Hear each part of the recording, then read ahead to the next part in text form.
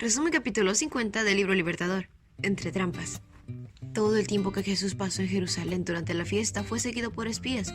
Día tras día se probaban nuevas estrategias para silenciarlo. Los sacerdotes y los príncipes proponían impedirle por medio de la violencia que obrase. En el primer día de la fiesta le habían preguntado con qué autoridad enseñaba. Mi mensaje no es mío, respondió, sino que proviene de Dios, quien me envió. Todo el que quiera hacer la voluntad de Dios sabrá si lo que enseñó proviene de Dios o solo hablo por mi propia cuenta. La percepción y apreciación de la verdad, dijo, dependen de menos de la mente que del corazón. Los fariseos no estaban buscando conocer la verdad, sino hallar alguna excusa por la evadirla. Esta era la razón por la que ellos no entendían la enseñanza de Cristo. Jesús dio a los rabinos una evidencia de su divinidad, demostrándoles que leía su corazón. Habían estado maquinando su muerte. Así violaban ellos mismos la ley que profesaban defender. Como raudo fulgor de luz, esas palabras revelaron a los rabinos el abismo de la ruina al cual se estaban por lanzar. Por un instante quedaron llenos de terror. Vieron que estaban en conflicto con el poder infinito, pero no querían ser advertidos. Deseaban ocultar sus designios homicidas. Eludiendo la pregunta de Jesús, exclamaron: «¡Estás endemoniado! ¿Quién trata de matarte?». Muchos de los que moraban en Jerusalén se sentían atraídos hacia Cristo por un poder irresistible. Se iban convenciendo de que era el Hijo de Dios, pero Satanás estaba listo para sugerirles dudas. Se creía generalmente que Cristo nacería en Belén, pero que después de un tiempo desaparecería, y en su segunda aparición nadie sabría de dónde venía. Entre el pueblo muchos creían en él. Después de todo, decían: ¿acaso esperaban que el Mesías haga más señales milagrosas que las que hizo este hombre? Los líderes de los fariseos, que estaban considerando ansiosamente el curso de los acontecimientos, notaron las expresiones de simpatía entre la muchedumbre. Dirigiéndose con premura a los sacerdotes principales, convinieron en apresarlo cuando estuviese solo, porque no se atrevían a prenderlo en presencia del pueblo. Dios no obliga a los hombres a renunciar a su incredulidad. Dios quiere que los hombres no decidan por impulso, sino por el peso de la evidencia, comparando cuidadosamente con el pasaje de escritura con otro. Si los judíos hubiesen comparado la profecía escrita con los hechos caracterizados en la vida de Jesús, habrían percibido una hermosa armonía entre las profecías y su cumplimiento de la vida, y el ministerio del humilde Galileo. El último día de la fiesta, los oficiales enviados por los sacerdotes y príncipes para arrestar a Jesús volvieron sin él. Los interrogaron airadamente: ¿por qué no lo han traído? Con rostro solemne contestaron: jamás hombre alguno ha hablado como este hombre. Aunque tenían el corazón endurecido, fueron enternecidos por sus palabras. Mientras estaba hablando en el atrio del templo, se habían quedado cerca con el fin de oír algo que pudiese volverse en contra él. Pero mientras escuchaban, Cristo se reveló en sus almas. Vieron lo que los sacerdotes y los príncipes no querían ver: la humanidad inundada por la gloria de la divinidad. Los sacerdotes y los príncipes, al llegar por primera vez a la presencia de Cristo, habían sentido la misma convicción. Ahora enfurecidos, clamaron: ¿también ustedes se han dejado engañar? ¿Habrá siquiera uno de nosotros, gobernantes o fariseos, que crea en él? Esa multitud tonta que lo sigue es ignorante de la ley. Está bajo la maldición de Dios. De nuevo, los sacerdotes y los príncipes insistían que, si se lo dejaba en libertad, Jesús apartaría al pueblo de los líderes establecidos, y que la única conducta segura consistía en silenciarlo de inmediato. En el apogeo de su discusión, fueron refrenados repentinamente. Nicodemo preguntó: ¿juzga acaso nuestra ley a un hombre si primero no lo oye?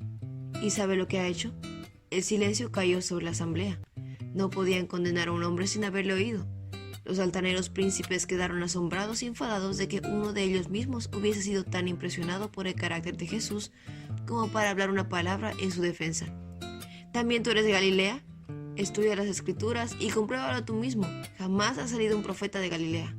Sin embargo, la protesta detuvo el procedimiento del consejo, y cada uno se fue a su casa. Jesús se apartó de la excitación y la confusión de la ciudad, de las ávidas muchedumbres y de los traicioneros rabinos, para ir a la tranquilidad de los huertos de los olivos, donde podía estar solo con Dios. Pero temprano por la mañana volvió al templo, y al ser rodeado por la gente se sentó y enseñó. Pronto fue interrumpido. Un grupo de fariseos y escribas se acercó a él, arrastrando a ellos una mujer aterrorizada. Con voces duras y ansiosas la acusaron de haber violado el séptimo mandamiento. Empujándola hasta la presencia de Jesús, le dijeron: en la ley nos mandó Moisés apedrear a tales mujeres. Tú, pues, ¿qué dices? Querían valerse de esa oportunidad para asegurar su condena, pensando que cualquiera que fuese la decisión hecha por él hallarían ocasión para acusarlo. Si indultaba a la mujer, se lo acusaría de despreciar la ley de Moisés. Si la declaraba digna de muerte, se lo podría acusar ante los romanos de asumir una autoridad que solo les pertenecía a ellos. Jesús miró por un momento la escena. La temblorosa víctima avergonzada, los dignitarios de rostro duro, sin rasgos de compasión humana. Leía el corazón y conocía el carácter y la vida de cada uno de quienes estaban en su presencia. No dando señal de haber oído la pregunta, se agachó y comenzó a escribir en el polvo. Impacientes por su aparente indiferencia, los acusadores se acercaron, pero cuando sus ojos cayeron sobre el pavimento de sus pies, cambió la expresión en su rostro. Allí, trazados delante de ellos, estaban los secretos culpables de su propia vida. El pueblo, que miraba, vio el cambio repentino en la expresión, y se adelantó para descubrir que ellos estaban mirando con tanto asombro y vergüenza. Aunque profesaban reverencia por la ley, los rabinos estaban violando lo que establecía. La ley especificaba que los testigos del caso debían arrojar la primera piedra. Levantándose entonces y fijando sus ojos en los ancianos maquinadores, Jesús dijo: «Aquel de ustedes que esté libre de pecado, que tire la primera piedra». Y volviéndose a agachar, continuó escribiendo en el suelo. Ahora los acusadores habían sido derrotados, habiendo arrancado su mano de pretendida santidad, culpables y condenados, estaban en una presencia de la pureza infinita. Uno tras otro, con la cabeza y los ojos bajos, se fueron furtivamente, dejando a su víctima con el compasivo Salvador. Jesús se enderezó y mirando a la mujer dijo: «¿Dónde están los que te acusaban? ¿Ni uno de ellos te condenó?» «Ni uno, Señor», dijo ella. «Yo tampoco», le dijo Jesús. «Vete y no peques más». La mujer había estado temblando de miedo ante Jesús. Su corazón se estremeció y se arrojó a los pies de Jesús, expresando con sollozo su amor agradecido, confesando sus pecados con lágrimas amargas. Esto fue para ella el principio de una vida nueva, una vida de pureza y paz, consagrada al servicio de Dios.